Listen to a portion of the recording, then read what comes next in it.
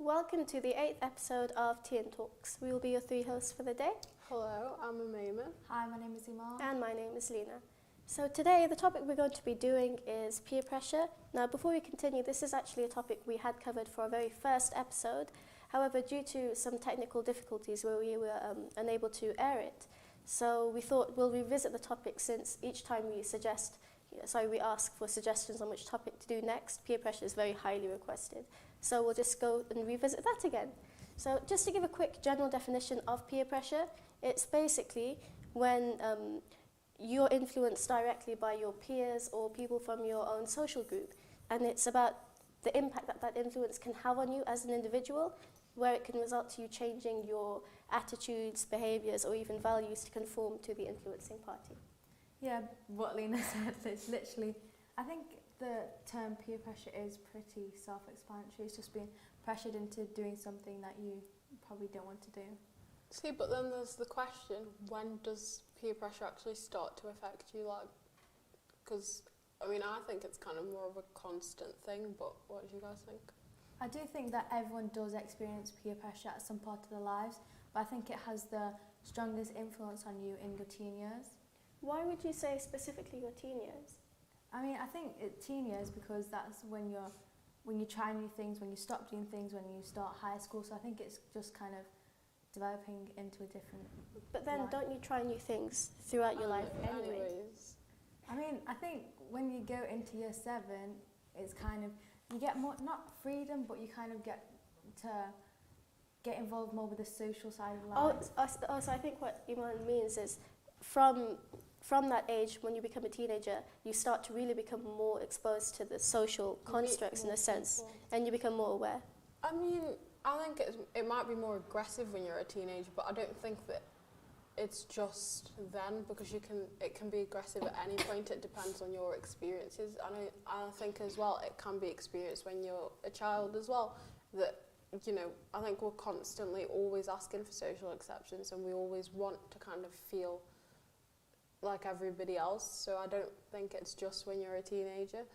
But yeah. I think when you word it like that, I think I'd agree more with Omema, because I do think that, again, it definitely is more heightened when you become a teenager, because you're much more aware of social constructs and your social norms and such. But as a young child, I think the ideology is more, it starts to be a bit more stimulated. And I think I would say it's more self-conscious as a young child, but as you grow, it definitely increases. Yeah, I think this idea is embedded in us. So even if you do know the right answer, but the majority go for the wrong, we will go for the wrong, just so we're kind of the same as everyone else, and we are accepted. Yeah, I do agree with that, and I think something that might be interesting for our viewers is that there are different types of peer pressure, so it's not all purely one approach, and I think I'll hand it over to Imaan to say the first one. Okay, just put me on the spot. Okay, so the first type of peer pressure is spoken peer pressure. So spoken peer pressure is basically when someone directly asks or tries to persuade you to engage in a certain act. And I think if this is done in a one-to-one environment, it's easier to say no, because it's just your opinion against theirs.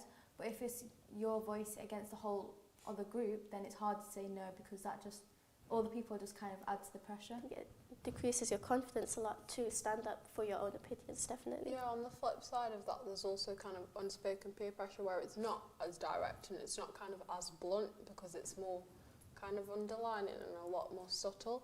But for example, let's say like today, I got dressed first and Imaan decided to wear the exact same colours as me.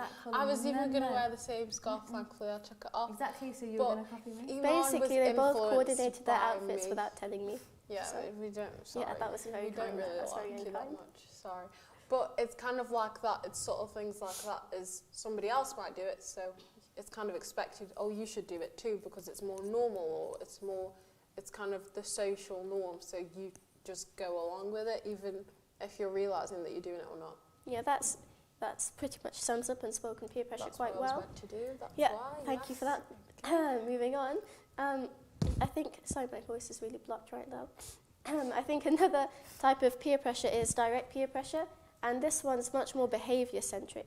So rather than being unspoken or spoken, it's much more focused on whether or not you're going to, how you react to a situation when someone puts an expectation on you. So to give an example of that, let's say I had a pack of cigarettes and Out of all, like, yeah, of course you'd pick hypothetically, I hypothetically had a pack of cigarettes, and then Imaan or Omema both walked out, and then I handed them a cigarette. What I'm doing then is I'm putting them an immediate on-the-spot decision where I'm asking them if they have to,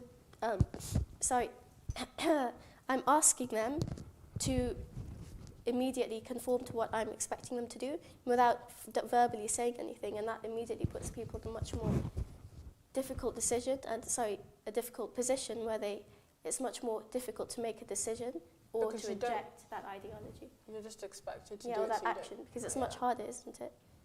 Yes, I think with that one, it's kind of like you're put on, obviously, as you said, on the spot decision where you have to make a wise long-term decision. And I think Not even that. It's like you're not really even given a decision. You're just you just have to do it. Like there's not really a choice in that.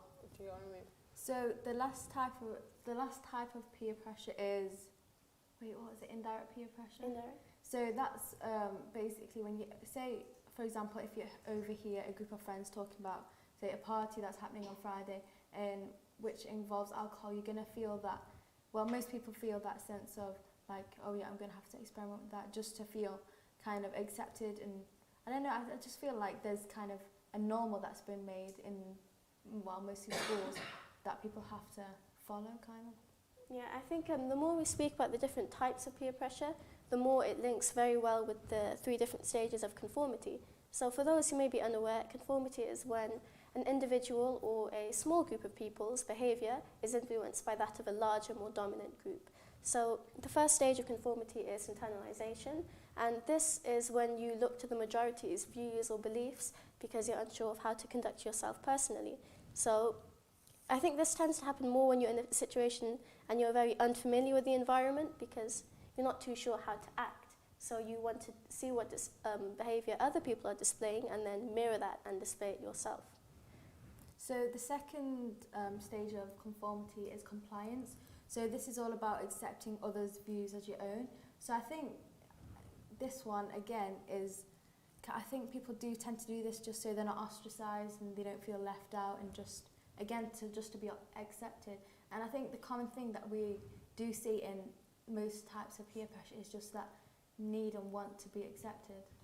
Yeah, that's true. It's just kind of like everyone, it's not that everyone wants to be the same, but you don't want to You don't want to stand out too much because you're worried about how you might be viewed. Yeah. I think the final one's identification, and that's kind of like when you change your own identity to kind of tailor to somebody else's. So if you observe certain kind of qualities from other people, you might look at them and think, oh, I want to be like that too. And obviously, yeah, that does have its benefits. Obviously, if you look into role models, or if you look into people that, you know, it's good to have aspirations, it's good to kind of want to be better, but the first problem with that is, who is it that you're talking about? Like, yeah, which type of role are you looking to what is imitate? your role model? 'Cause, you know, it could be a bit of They're a not dodgy always person. good ones. Second of all, people don't always portray everything. Like, you might just put something up on the outside, but that doesn't mean that you actually act Or on like social that. media. Yeah, especially on social media, you act a certain way just to please other people, but you don't show all the bad stuff. You don't put out on a plate everything that you don't like about yourself, like you wouldn't. Yeah. And then I think another problem is that with that one is that you might go too far where you've lost your own kind of qualities and do make you unique and do make you different. And because you've let other people make them decisions for you, you can't make your own decisions. Yeah, and you don't give yourself that time to be able to establish your own judgment, I think. Like, you just end up not valuing your own opinions. It's a bit Exactly. it's a bit like children. Like, when you spoon feed them, they're not going to kind of. Why are you laughing? Carry on, sorry. Just 'cause she still gets spoon fed. But when you spoon feed them, obviously they're not gonna learn how to do it themselves if you, in the end of the day, they don't kind of. No, that's actually, it's something that you have to pay attention to as a nursery practitioner as well, because with the children, Trying to flex. yeah, I am, I'll admit that. But with children, what you have to pay attention to is when it comes to spoon feeding, when they reach a certain age, you have to start trying to encourage them to be more independent, so you encourage things like self-service, and this is because if you're not giving the children that opportunity to begin to serve themselves and grow more independent, then simple things like learning how to grasp a spoon and their fine motor skills, etc., gross motor skills, these are all things they can't develop because you're not giving them that opportunity to. So like if you're constantly relying on other people and you're going to be reliant on other people, you're never going to learn it for yourself. exactly, give yourself room to develop and room to form your own ideas and your own. So inspirational. I am. Thank you. I do try. But I think we do tend to look towards our peers for guidance, reassurance and approval to determine things both on kind of the major scale and the minor. So I think it is, definitely something. But the thing is with that, it is really easy to tip off into that major scale without you even realising that you're doing it. I feel like in general, like the most like kind of prominent thing that always pops up with peer pressure is that you don't even acknowledge that it's peer pressure because you think, oh, everyone else is doing it, so I might as well just do it too. So it's just normal that way. So I think that's when it starts to damage things like your self-esteem or your confidence or your kind of willingness to step up for yourself. So can I just say something? I do now. Now we've moved on to that. I do want to say it's important for people to focus on the difference between general influence and just the influence that comes with peer pressure, because I think people can make them slip into the same box quite a lot, but there is a substantial difference.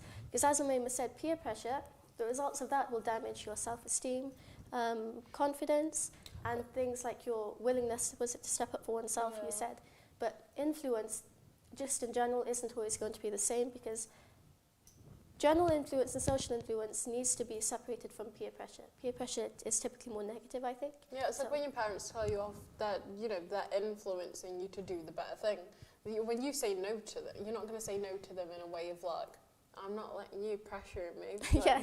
It's not going to be like that. It's you taking into account that they want the best for you and that you want to, be better. So that would get influence, Yeah, just a quick note to make sure you don't confuse the two. Oh, thanks. Yeah, but like you both said, it can knock your confidence and things like this. And when we do, obviously it can lead to other things too, but when we do say these things, it just shows you that peer pressure isn't just peer pressure. It is peer pressure. It may not be as trivial as people can perceive it to be. And it can lead to other things. And on that note, there's actually a study that was found when I was doing my research. Yeah, guys, be proud of me.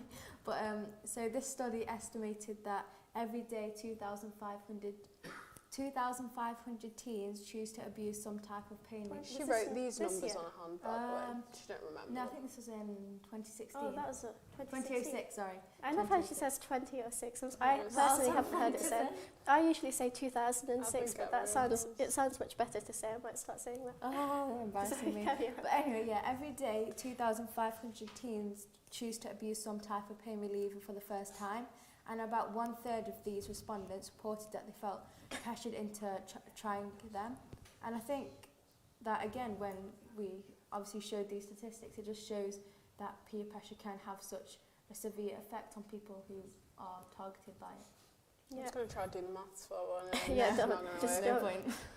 I think on another note, though, because we mentioned earlier about not confusing peer pressure with general social influence, I think it might be good to highlight how some of the some of the signs. Symptoms, or not symptoms, signs, some of the signs that you're being affected by peer pressure is, and so the more negative things to look out for in yourself. So if there's any you two would like to say.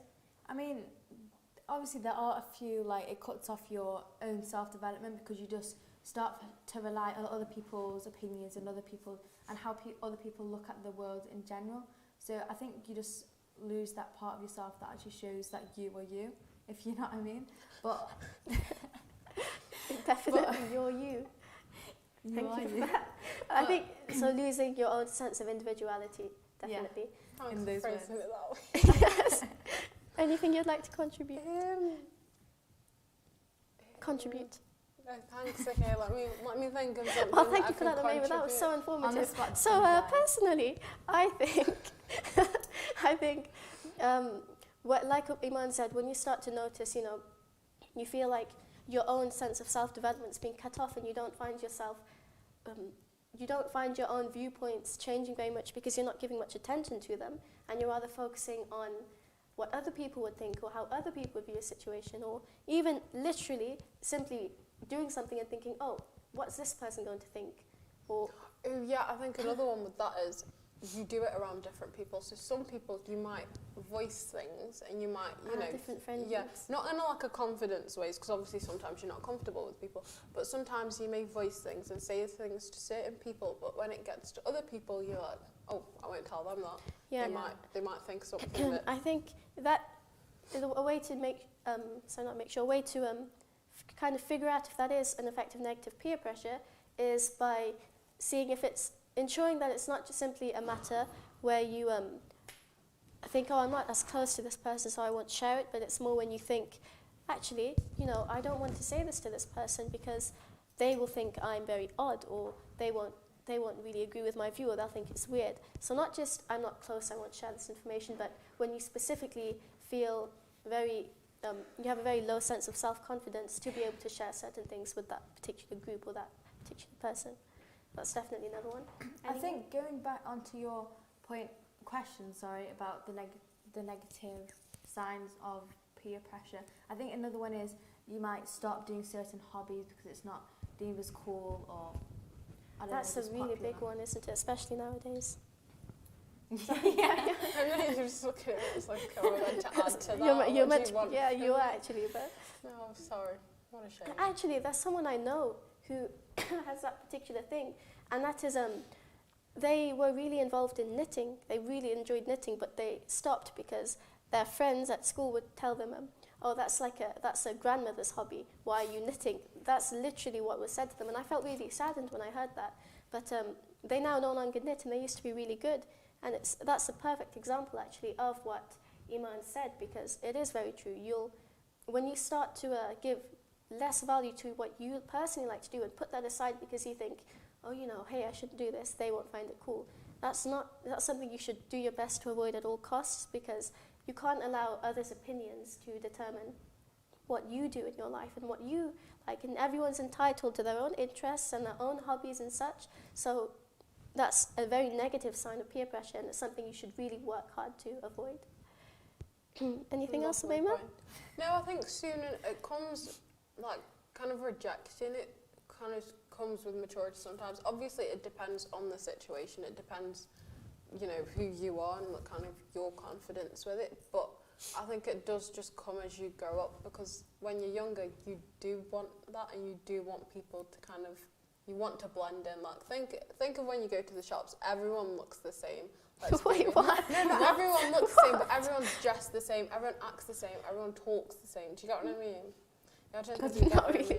But Well, if you can't really point that to style, can you? Because I think with fashion and style and No, stuff, I'm about like that. These You are know not how the people same. kind of present themselves. Everyone does it kind of in a similar way, especially in like friendship groups. Everyone will act the a same. lot of people, friendship groups will coordinate. But again, is that peer pressure, or Well, is that just... it depends. What are you actually getting up to? I think if it's in the sense of you think, no, I have to wear this because otherwise my friends are going to say, why are you not wearing the same thing, or why are you not coordinating with us? Then it's peer pressure.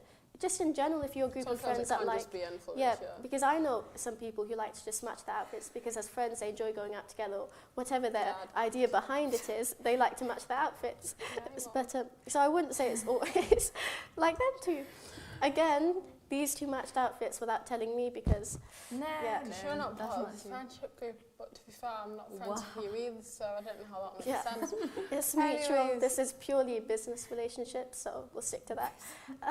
Moving on to our business relationship, back to the business topic. Well, you just distracted me off it, but... Actually, Imaan, Do you want to go Sorry, now? what? you've been awfully Wait, quiet. wasn't that another question about the... What's that? Wait, what? Oh yeah, is there any positive signs of peer pressure? Well, is peer pressure positive at I all? think you Positive, worded like, that effects. quite weirdly. Positive effects, sorry. Okay, I wouldn't say there's positive effects per se, but Well, Positive I don't think outcomes, it would be... sorry. well, I think it could be because you might be pushed to do things that you wouldn't do if you weren't kind of pressured into them.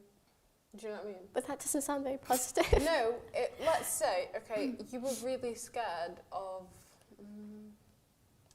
you were really scared Skydiving. Skydiving. You were really scared of skydiving, but I peer pressured you to go skydiving with me. And you Based on a true story. Yeah. Yeah. And you loved it straight after. So that would be a positive sign Okay, because you so found like maybe relief or some sort of enjoyment through it. Okay, I agree with that then. So it's you agree with that? Okay.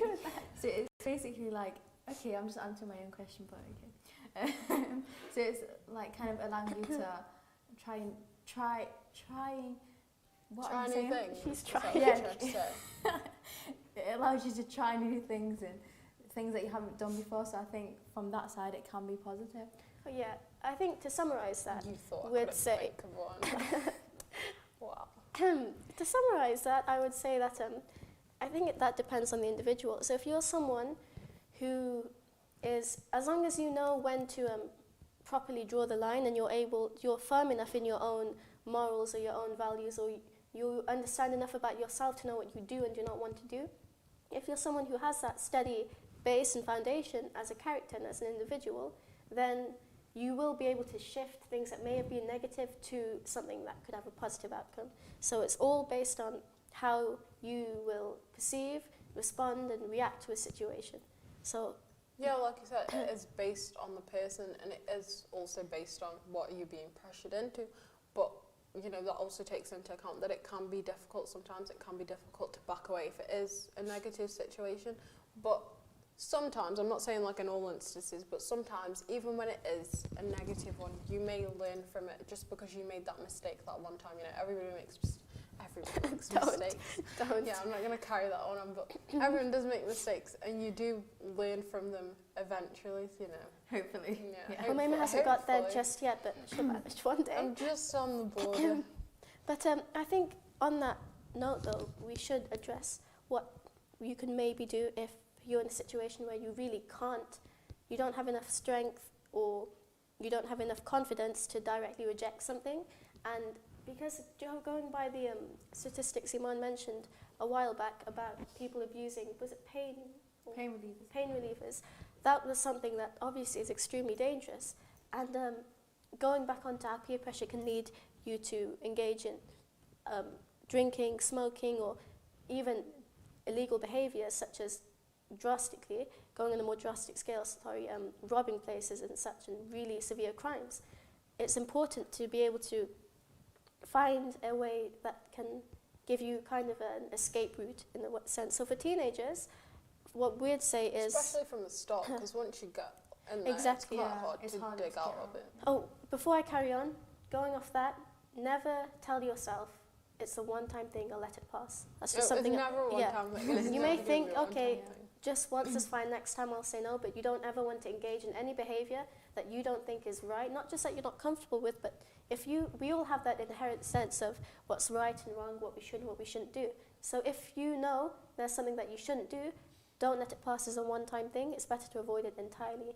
But moving back to what we said, I think upstairs we were mentioning something about, for teens, a safe word with their parents. Yeah, like maybe just sending a message to your parents, like even if you're in a situation where people can see your phone, maybe just having like a sentence or a word that will just say like, can you pick me up now, because obviously I'm in a situation which I'm getting pressured to do something.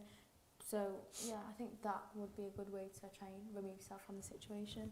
Definitely, like if you're all your friend group saying, oh, let's go to this particular place, and it's not a good place to go to, and you can't think of an excuse, if you have that word with your parents or whoever it is who may be able to come and pick you up, then that will be an immediate escape route, and then you don't have to engage in that behaviour that you may have fallen into because you're not in the situation entirely. Yeah, and if not, just obviously if you don't have that to your advantage, just lie, think of something that you know is believable and try to get yourself away from it. Definitely. And one other thing I do want to say is, if you're constantly in that situation, then I think you need to change your friend group entirely. Because if you're constantly... And if you're constantly being put in situations where you're not comfortable doing what everyone else is doing, what everyone else wants to do who's around you, instead of having to keep coming up with excuses and ways to remove yourself from the situation, just remove them from you entirely. Oh Because God. Jeez, okay. you should, because again, you I'll can't check you off expect then. you can't expect to protect yourself from negative influences if you're surrounded with negative influences daily or weekly or however often you may see these particular people. You have to take accountability as a person and as an individual to ensure the social circle you're surrounding yourself with is positive and is only bettering you as an individual rather than why are you laughing? She keeps looking at me.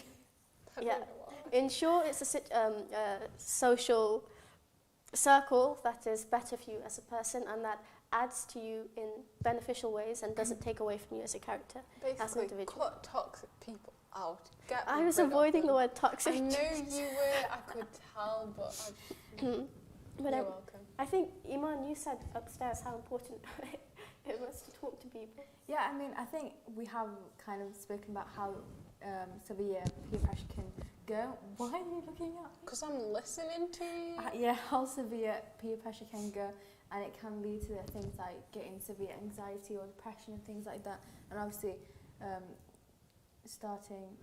am I speaking about? Starting from I think if you skip the age groups, we already know enough about that, but You like obviously going to alcohol and drugs and things like that. So I think it is important that if you do feel like you are being pressured, then obviously speak to your family members, speak to your parents, your brothers, your sisters, whoever you feel you can trust, and then obviously if that doesn't work, then seek external help. yeah, I think it's because a lot of the time, especially when you're at a younger age, you may not know, it's very easy to say, pick the right course of action, not the wrong one, but How do you know what's wrong? exactly. And right, It doesn't even matter about age, because even you can be an adult and still be unsure what you should do in a certain situation. So if you find yourself lacking that knowledge, try and find someone who may be able to provide it to you.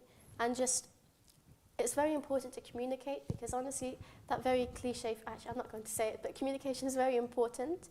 And I think everyone knows what I was going to say. I have no clue. Everyone aside Omema. But communication is very important, and if you can, always try and find someone who can help you, because it's much easier to share your burdens instead of carrying them alone. So no matter what scale that may be on, just keep that in mind. And I think that's we've reached the end of the show time now. So join us next Wednesday, please. And we At hope to see you. 7:30. Probably Hopefully. 7:30, maybe 8 o'clock, you never know. But we quite hope you enjoyed, and we unpredictable. hope this episode was enlightening in a little way. Thank you for watching, and we'll see you next time.